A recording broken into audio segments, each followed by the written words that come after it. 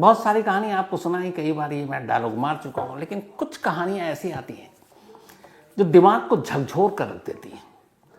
और as a crime reporter, मतलब एक क्राइम रिपोर्टर के तौर पर मैं खुद ऐसी कहानियाँ जब आती हैं तो मुझे लगता है कि कुछ नया है, कुछ अलग है, कुछ डिफरेंट है, तो थोड़ा सा जोश और बढ़ जाता है। अब ये अजीब बात है, लेकिन क्या कीजिएगा, पेशे की मजबूरी है। कल रात से खबर आ रही थी मेरठ से, और वो जैसे जैसे फिर पूरी डिटेल हुई, डिटेल में वो बातें हुई, और फिर उस खबर की गहराई में गया, और उसके बाद जब सच्चाई सामने आई तो दिमाग घूम गया।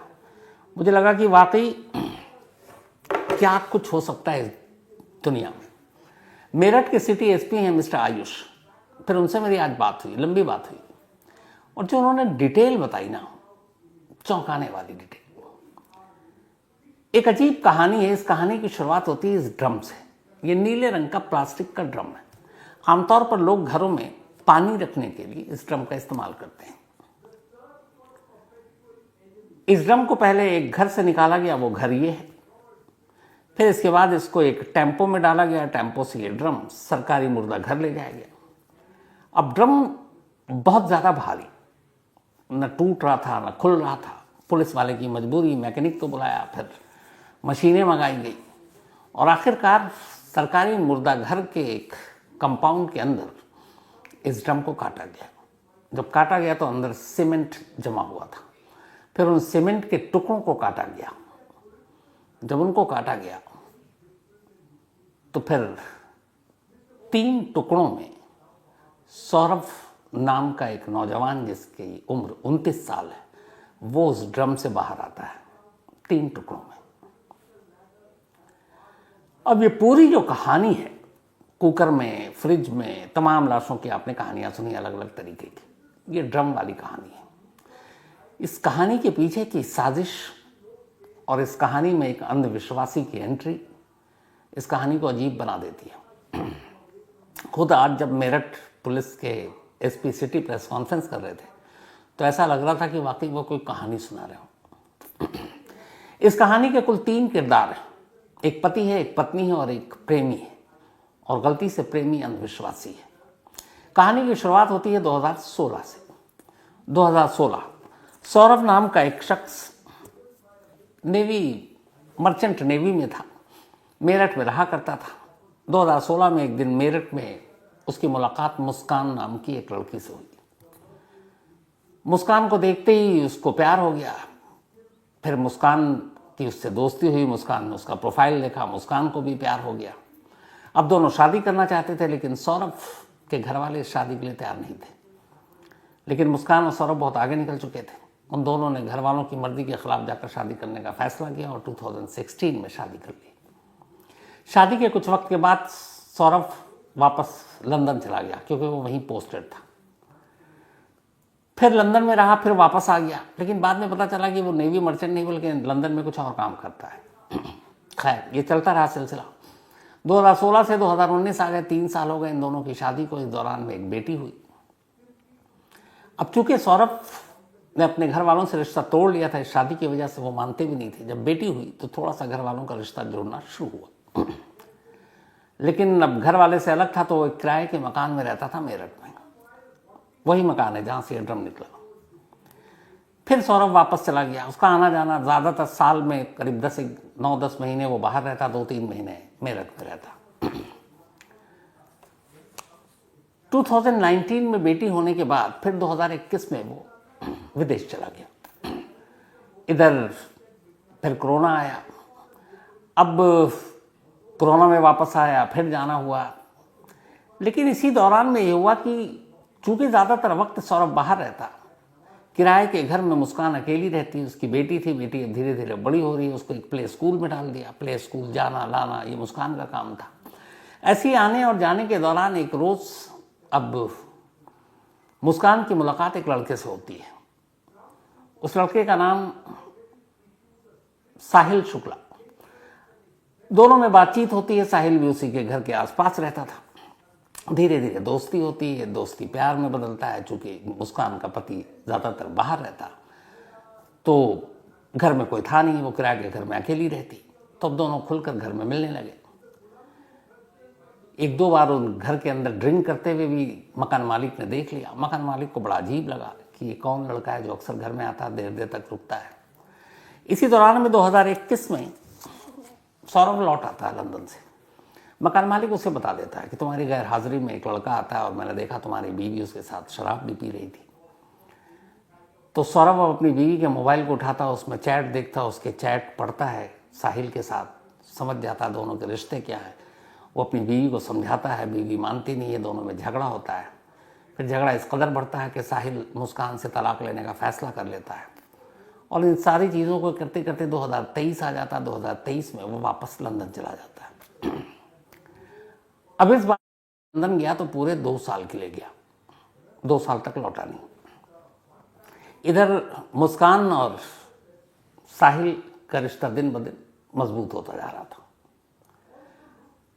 अब हुआ ये कि साहिल की मां नहीं थी और साहिल थोड़ा अंधविश्वासी, उसके घर में वो सारी चीज़ें थी जो एक अंधविश्वास की तरफ इशारा करती थी।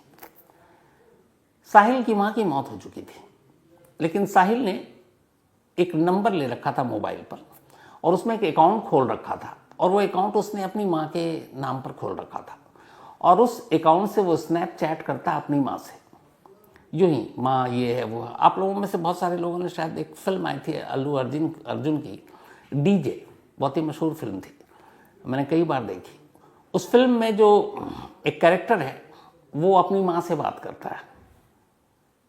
सेम यहाँ पे साहिल का था कि वो स्नैपचैट के जरिए उसे लगता है कि उसकी माँ उससे बात कर रही है। धीरे धीरे जब नज़दीकी आई तो मुस्कान को ये बात पता चली। मुस्कान साहिल को पसंद भी करती थी। मुस्कान ने एक खेल खेला, उसने अपने भाई के नंबर पर एक सिम लिया, उसमें एक अकाउंट खोला स्नैपचैट का और उस स्नैपचैट के जरिए अब वो साहिल के उस अकाउंट पर मैसेज करने लगी जो उसे लगता था कि इसकी माँ का अकाउंट है। और उस अकाउंट में अपनी तरफ से मुस्कान ये कहती कि ये लड़की, खुद के बारे में साहिल को, कि वो लड़की मुस्कान बहुत अच्छी है, तुम्हारी ज़िंदगी में तुमको बहुत खुश रखेगी, उसका ख्याल रखना, उसको कभी छोड़ना मत, धोखा मत देना। अब ये सारे चैट पढ़ के उधर चूंकि वो अंधविश्वास का मारा साहिल, उसे लगता कि ये माँ उससे बातें कर रही है और माँ उसे बता रही है मुस्कान के बारे में। तो ये सारी बातें सुनकर माँ की तरफ से उसको मुस्कान से और भी ज़्यादा प्यार हो गया। अब उसके दिल में आया कि मुस्कान से ही शादी करेंगे, किसी और से नहीं। इधर साहिल की वजह से लड़कर सौरभ लंदन जा चुका था। स्नैपचैट ने उनको और करीब कर दिया था। धीरे धीरे अब नज़दीकियाँ बढ़ती गईं। अब आलम ये हो गया कि साहिल बर्दाश्त ही नहीं कर रहा था कि वो मुस्कान अलग रहे और वो सौरभ की पत्नी बनकर रहे। एक दिन उसने कहा कि तुम सौरभ को डिवोर्स दो और मुझसे शादी करो। फिर उसने कहा कि डिवोर्स देने का फ़ायदा नहीं, क्योंकि डिवोर्स दोगे तब भी वो आसपास ही रहेगा, तो एक काम करते हैं। उसने कहा सौरभ का वध कर दो, यानी कत्ल। ये वध शब्द का भी इस्तेमाल डीजे फिल्म में हुआ था। अब इधर कहानी यूँ आगे बढ़ रही थी कि मुस्कान भी अब सौरभ से पीछा छुड़ाना चाहती थी। साहिल के पास और करीब आकर अब उसने साहिल की बातों में आकर तय कर लिया कि सौरभ को रास्ते से हटा देते हैं और उसका कत्ल करेंगे। और कत्ल करने के बाद अब साहिल इस बात पे खुश कि मुस्कान उसकी होगी, दोनों शादी कर लेंगे। अब दोनों ने प्लानिंग करनी शुरू की। यहाँ से कहानी देखिएगा कि अभी कत्ल हुआ नहीं है, साहिल और अभी मुस्कान को पता नहीं है कि सौरभ कब आएगा इंडिया, लेकिन प्लानिंग शुरू होगी कि अच्छा कैसे मारेंगे। तो अलग अलग तरीके उन्होंने गूगल में सर्च करना शुरू किया। फिर ये हुआ कि नहीं, बेहोशी की दवा देंगे और उसके बाद उसे चाकू से मार डालेंगे। तो बेहोशी की दवा कौन सी होगी, उस पर गूगल में पूरा सर्च किया। फिर हुआ कि चाकू से मारेंगे तो चाकू तो बड़ा होना चाहिए। तो साहिल ने भेजा मुस्कान को, जाओ शॉप जाओ और 2 चाकू खरीदो बड़े बड़े। वो दुकान में गई, 2 बड़े चाकू खरीदे। दुकानदार ने पूछा इतने बड़े चाकू क्यों चाहिए? उसने कहा मुर्गा काटना है इसलिए चाहिए। 800 रुपये के 2 चाकू ले आई। अब ये हुआ कि चलो कत्ल तो हो जाएगा, लाश का क्या करेंगे? तो पहले दोनों ने प्लान बनाया कि लाश को कहीं दफना देंगे किसी सुनसान जगह पर। और वैसे भी सौरभ के घर वाले सौरभ से उतना करीबी तो रखते नहीं है, शादी की वजह से नाराज़ थे, तो कोई पूछेगा भी नहीं और पता भी नहीं चलेगा लंदन में है कि यहाँ है, तो कौन उसकी खबर लेगा। तो लाश को दफना देंगे, दुनिया को भनक नहीं लगेगी। अब ये था कि लाश को कैसे दफनाना है, कितने नीचे दफनाना है, क्या तरीका होता है, ये पता नहीं। तो अब क्या करें ये? तो उन्होंने कहा कि चलो अपने कुछ दोस्तों से पूछते हैं। अब लेकिन दोस्तों से डायरेक्ट पूछेंगे कि लाश को दफनाना, पकड़े जाएंगे। तो उन्होंने अब दोस्तों से पूछना शुरू किया कि ये बताओ कि जो पूजा सामग्री होती है, बहुत सारे ऐसे जगहों पर जहाँ आपके किनारे गंगा यमुना नहीं है, तो लोग पूजा की सामग्री का अपमान न हो उसे ज़मीन में गाड़ देते हैं। तो दोस्तों से पूछना शुरू किया कि पूजा सामग्री को कैसे गाड़ते हैं। तो उन्होंने बताया कि बस ऐसे गड्ढा खो तो डाल दो। उसने कहा नहीं, अगर ज़्यादा गहराई में डालना हो। उन्होंने कहा कि इतनी गहराई में जाने की ज़रूरत क्या है। तब इन्होंने ऐसे ही पूछ लिया कि अच्छा, लाश को गाड़ने में कैसे तरीका क्या होता है। दोस्तों ने फ़ौरन भांप लिया। उन्होंने कहा तू पागल है क्या, इस तरह की बातें कर रहा है। फिर ये डर गए कि कहीं दोस्त खुलासा ना कर दें। इन्होंने लाश को दफनाने का आइडिया ड्रॉप कर दिया। और इसी के बाद एक नया आइडिया आया कि क्यों ना एक ड्रम खरीदते हैं, ड्रम में लाश के टुकड़े डालते हैं और उसके बाद सीमेंट का घोल डाल देंगे, ड्रम पैक, कभी पता ही नहीं चलेगा। तय हो गया। अब सब कुछ तय हो गया, चाकू खरीद कर ले आए। अब सौरभ का इंतजार। 25 फरवरी को मुस्कान का जन्मदिन होता है। तमाम लड़ाइयों के बावजूद सौरभ मुस्कान से प्यार करता था। तो अपनी बीवी के जन्मदिन पर खास लंदन से वो मेरठ आया और उसने मुस्कान को बताया कि मैं 24 फरवरी को पहुंच रहा हूं। 25 को जन्मदिन था, साथ मनाएंगे पति पत्नी और बेटी। तो ये बात मुस्कान ने साहिल को बताई कि 24 फरवरी को वो आ रहा है। दोनों ने तय कर लिया कि ऐन मुस्कान के बर्थडे के दिन यानी 25 फेब 25 फरवरी को ही सौरभ को मार डालेंगे। प्लान ये हुआ कि बेहोशी की दवा सौरभ की शराब में मिलाएंगे, उसे पिलाएंगे और जब वो बेहोश हो जाएगा तो उसे चाकू से मारेंगे। दोनों तैयार। अब 25 फरवरी को मुस्कान का जन्मदिन मनाया जाता है। रात हुई। अब शराब में उसकी बेहोशी की दवा मिला दी गई है, लेकिन सौरभ शराब पीने से इनकार कर देता है, कहता आज मैं नहीं पीऊंगा। अब मुस्कान की सारी साजिश नाकाम हो जाती है, क्योंकि बेहोशी की दवा उसी शराब में थी जिस शराब को उसने पीने से मना कर दिया। अब ज़बरदस्ती पिला नहीं सकती थी, इसलिए ये पहली कोशिश नाकाम रही और सौरभ बच गया। अब जब बच गया तो अगले दिन फिर साहिल और मुस्कान मिलते हैं कि अब क्या करें। तो उन्होंने मौत की अगली तारीख चुनी, 3 मार्च। 3 मार्च इसलिए चुनी क्योंकि सौरभ और मुस्कान की बेटी का एग्ज़ाम था 2nd क्लास का और 3 मार्च को लास्ट पेपर था जहाँ वो थी स्कूल में। और पेपर के बाद मुस्कान अपनी बेटी को अपनी माँ के पास भेजना चाहती थी ताकि घर में सिर्फ पति पत्नी रहे और कोई हो ना। 3 मार्च की तारीख चुनी गई। 3 मार्च को एग्ज़ाम ख़त्म हुआ। अपनी बेटी को मुस्कान ने अपनी माँ के घर छोड़ दिया जो उसके घर से कुछ दूरी पर रहा करती थी। अब घर में सिर्फ सौरभ और मुस्कान। साहिल ने आइडिया दिया, मुस्कान ने उस पर काम करना शुरू किया। रात आया। अब ये हुआ कि रात आने के बाद जब रात आई कि कहीं इस बार भी शराब पीने से मना न कर दे, तो मुस्कान ने एक खेल खेला। उसने सौरभ का सबसे पसंदीदा खाना बनाया और सौरभ को कोफ्ता बहुत पसंद था। उसने उस कोफ्ते में बेहोशी की दवा मिला दी। रात करीब 9:30 बजे सौरभ ने खाना खाया। धीरे धीरे वो नींद की आगोश में चला गया, बेहोश हो गया। 12 बजे के आसपास अब मुस्कान ने साहिल को फ़ोन किया और कहा कि वो बेहोश हो गया, घर आओ। साहिल घर पहुंचता है। दोनों चाकू निकाले जाते हैं। अब मुस्कान साहिल से कह रही है कि तुम मारो। साहिल अंधविश्वासी प्रेमी है, वो कहता नहीं, अपने पति का वध तुम करोगी। पहला वार, पहला खंजर इसके सीने में तुम उतारोगी। मुस्कान की हिम्मत जवाब दे जाती है, लेकिन वो कहता तुम ऐसा करोगी।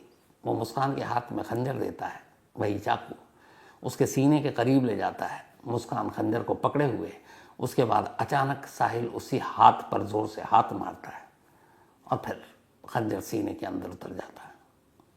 थोड़ी देर में सौरभ की मौत हो गई। मौत के बाद अब अंधविश्वासी प्रेमी साहिल उसकी दोनों हथेलियों को काट देता है। काटने के बाद अब वो सर को धड़ से अलग करता है। 2 बैग पहले से खरीद कर लाए थे। एक बैग में सर और दोनों हथेलियां रखता है, एक बैग में धड़ रखता है। धड़ वाला हिस्सा बैग में डालकर मुस्कान के ही बेड के नीचे रख देता है और जो जिसमें सर और हथेलियां थी उसे बैग में बंद कर साहिल रात के 3 बजे उस बैग के साथ अपने घर चला जाता है जो कि पड़ोस में था। अब इधर घर में अकेली है मुस्कान, उसी कमरे में जिस बेड के नीचे उसके पति का धड़ है। लेटने की, सोने की कोशिश कर रही है, नींद नहीं आ रही है, डर लग रहा है। वो साहिल को फ़ोन करती है कि मैं यहाँ अकेले नहीं रह पाऊंगी, मुझे डर लग रहा है। साहिल कहता है मेरे घर आ जाओ। वो रात को फिर साहिल के घर पहुँचती है, दोनों सो जाते हैं। सुबह होती है। अब सुबह वही बैग लेकर साहिल वापस घर आता है। उसके बाद मुस्कान से कहता है तुम मार्केट जाओ, सीमेंट लेकर आओ। वो जाती है, एक बोरी सीमेंट लेकर आती है। कहता है एक बोरी से कुछ नहीं होगा, और लो। फिर वो दोबारा जाती है और सीमेंट लाती है। इसके बाद ड्रम पहले से ही घर में लेकर रखा हुआ था, उस ड्रम को लिटाते हैं। उसके अंदर जिस्म के 3 टुकड़े थे, सर, धड़ और दोनों हथेलियाँ, उसको डालते हैं। सीमेंट की बोरी पलटते हैं, उसमें पानी डालते हैं और पूरा ड्रम जो है वो फुल कर देते हैं सीमेंट और पानी से, और साथ में लाश। इसका ढक्कन बंद कर देते हैं, ड्रम को उसी कमरे में छोड़ देते हैं।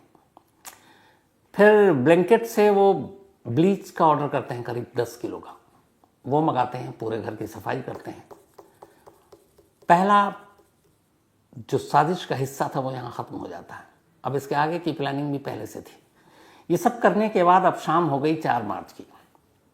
4 मार्च को दोनों एक कैब बुक करते हैं और उस कैब में बैठकर वहाँ से शिमला के लिए निकल जाते हैं। मुस्कान को मालूम था कि उसके सौरभ के घर वालों को पता है कि वो लंदन से आया हुआ है, तो सौरभ और वो शिमला घूमने चले गए हैं, क्योंकि वो बहुत दिन बाद, 2 साल के बाद आया था वो इस बार। सौरभ के कत्ल के बाद उसका मोबाइल अब मुस्कान के कब्जे में था, तो साहिल के साथ कैब पर निकलती है और सौरभ के मोबाइल से सौरभ के भाई और बहन को मैसेज करती है कि मैं और मुस्कान शिमला जा रहे हैं घूमने, वहाँ से मनाली जाएंगे और वहाँ से कसौल जाएंगे। उधर से भाई बहन के रिप्लाई भी आ रहे हैं। अब ये दोनों वहाँ से चले जाते हैं शिमला, फिर वहाँ से आते हैं मनाली, फिर जाते हैं कसौल, और इस बीच में होली आ गई। तो बहन और भाई पूछ रहा है, मोबाइल तो उठाना नहीं था क्योंकि आवाज़ से पकड़ी जाती, क्योंकि फ़ोन था मुस्कान के पास, तो सिर्फ मैसेज पर रिप्लाई कर रही थी। तो पूछा गया होली में आओगे? उसने कहा नहीं, हम यहाँ घूम रहे, होली में नहीं आ पाएंगे। जबकि बड़ा अटपटा लगा कि होली में क्यों नहीं आ रहे, 2 साल बाद तो देश आया था। तो वो सौरभ के मोबाइल से सबको मैसेज करती रही, रिप्लाई करती रही, बताती रही हम सब ठीक हैं, अभी यहाँ घूम रहे हैं, अभी यहाँ घूम रहे हैं। 14 दिन बीत गए, 18 मार्च की तारीख आ गई। कुल 84,000 रुपये थे जो मुस्कान घर से लेकर निकली थी, कुछ पैसे साहिल के पास थे, वो सब खत्म हो गए। अब उसे पता था कि सौरभ के अकाउंट में 6 लाख रुपए, लेकिन उसके अकाउंट से पैसा निकालने में उसे मुश्किल हो रही थी, पता ही नहीं था कैसे निकालें। 18 मार्च को उसने अपनी माँ को फ़ोन किया मुस्कान ने। उसने कहा कि माँ ये बताओ कि सौरभ के अकाउंट से पैसे निकालने हैं, कैसे निकालें? माँ चौंकी। उसने कहा कि जब सौरभ तेरे साथ है, तुम लोग शिमला मनाली साथ घूम रहे हो, तो पैसा निकालने का तरीका मुझसे क्यों पूछ रही हो? तुम्हें पैसे की ज़रूरत क्या हो तो सौरभ से मांग लो, सौरभ से पूछो कैसे निकालना है। तब मुस्कान के मुंह से निकल गया कि सौरभ तो है नहीं, वो तो मर चुका है। माँ घबरा गई। ये बात वो छुपा सकती थी, लेकिन उसे लगा कुछ गड़बड़ है, क्योंकि होली पर भी नहीं आई, बेटी यहाँ छोड़ कर गई हुई है। और पहले रिश्ते के बारे में और डिवोर्स के बारे में भी उन्हें मालूम था कि ये गड़बड़ चल रहा है। तो माँ बाप पुलिस स्टेशन पहुंच गया, मुस्कान के अपने, और जाकर कहा कि ऐसी ऐसी बात है और मेरी बेटी ने ये बताया, और वो 14 दिनों से घर पर भी नहीं है। इस दौरान में पैसे थे नहीं। इत्तेफाक से 18 मार्च को ही मुस्कान साहिल के साथ घर लौट आई। इधर घर लौटती है, उधर पुलिस आती है, घर के अंदर दाखिल होती है। घर के अंदर एक ड्रम था, ड्रम इतना भारी कि पुलिस को शक होता है। तब तक ये सारी बातें सुनकर सौरभ का भाई भी वहाँ पहुँच चुका था। इन दोनों से पूछताछ होती है, ड्रम को तोड़ने की कोशिश होती, खोलने की कोशिश होती, नाकाम होते हैं। फिर पुलिस वाले एक टेम्पो बुलाते हैं, उसमें ड्रम को रखते हैं और मुर्दा घर ले जाते हैं पोस्टमार्टम के लिए, ताकि पहले ड्रम खुले। फिर मैकेनिक को बुलाते हैं, मैकेनिक ड्रम को काटता है, फिर पत्थरों को तोड़ता है, क्योंकि वो सीमेंट के घोल से बिल्कुल सख्त हो चुका था। और फिर अंदर से लाश के टुकड़े मिलते हैं, 2 हथेलियाँ, एक सर और एक धड़, दोनों पैर। जब ये सारी चीज़ें सामने आ गई तो फिर मुस्कान ने और साहिल ने अपना जुर्म कबूल कर लिया। साहिल का ये कहना था कि उसने ये सब कुछ इसलिए किया क्योंकि मुस्कान को वो पसंद करता था और मुस्कान को उसकी माँ भी पसंद करती थी। वो माँ जो इस दुनिया में नहीं है, जो दिमागी तौर पे वो सोचता था बात करती है, और उसको भड़काने में उस मुस्कान का भी हाथ था जो उसको चैट करके ये बताती थी माँ बनकर उसकी कि ये लड़की अच्छी है, तुम्हें खुश रखेगी। और वो अंधविश्वासी साहिल इन सारी चीज़ों में आ गया और उसे लगा कि बस ज़िंदगी यही है, इसी से शादी करेंगे। तो इसीलिए उसने सीधे सीधे कहा कि वध करोगे, और वहमी था, अंधविश्वासी था। तो उसे लगा कि अगर पत्नी मारेगी तो फिर ये सारी चीज़ें नॉर्मल हो जाएंगी। दोनों हथेलियाँ भी इसलिए काटा कि उसके हिसाब से दोनों हथेलियों को काटने से जो किस्मत लकीरें हैं, वो सारी चीज़ें जो बाद में शराब पाप बन सकती हैं, वो भी नहीं होगी। तो ये सारी चीज़ों उसने किया। लेकिन इस कहानी का क्लाइमेक्स जानते क्या है? जब पुलिस ने पूछताछ की तो जुर्म तो कबूल कर लिया दोनों ने।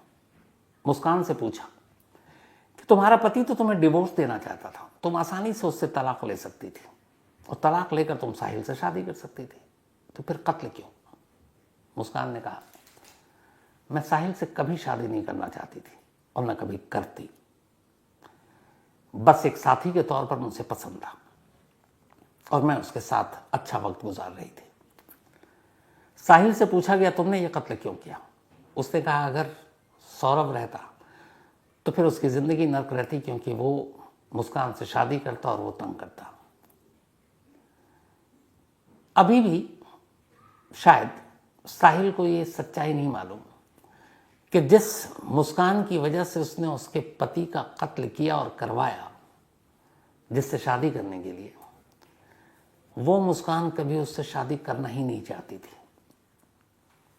अब सोचिए कि अगर ये राज फाश ना होता, ये ड्रम की सच्चाई बाहर ना आती, कुछ दिन बीत जाता और फिर साहिल अगर मुस्कान पर शादी के लिए दबाव डालता, तो क्या इस कहानी का पार्ट 3 शुरू नहीं होता? क्यों पार्ट 3 मैंने कहा? पहली शादी लव मैरिज जो मुस्कान और सौरभ ने की, दोनों ने एक दूसरे को देखा, प्यार हुआ, घर वालों की मर्जी के खिलाफ शादी की, लव मैरिज। लव मैरिज के बाद मुस्कान को फिर लव हुआ साहिल से, लेकिन साहिल से वो शादी नहीं करती। तो जब ये सच्चाई साहिल को पता चलती इस कत्ल के बाद कि वो उससे शादी नहीं करना चाहती है, फिर एक क्राइम होना तय था। इसीलिए मैंने कहा कि शायद मुस्कान पार्ट 3 भी हो सकता था, लेकिन उससे पहले ही इस कत्ल का राज फाश हो गया। क्या क्या दिमाग लगाया और क्या कुछ किया और हाथ क्या आया दोनों के, जिंदगी भर की कैद, सलाखें। और उस मासूम बच्ची का क्या जो सौरभ और सोनिया की थी। बाप का साया माँ ने छीन लिया, माँ कानून की गुनहगार, 4 दीवारी के पीछे उम्र भर, और वो यतीम हो गई एक झटके में। इसीलिए कहते हैं बुरे काम का हमेशा बुरा नतीजा होता है। लेकिन काश क्राइम करने से पहले अगर हर कोई ये सोच ले, क्राइम रेट अचानक गिर जाए। लेकिन सोचेगा कौन?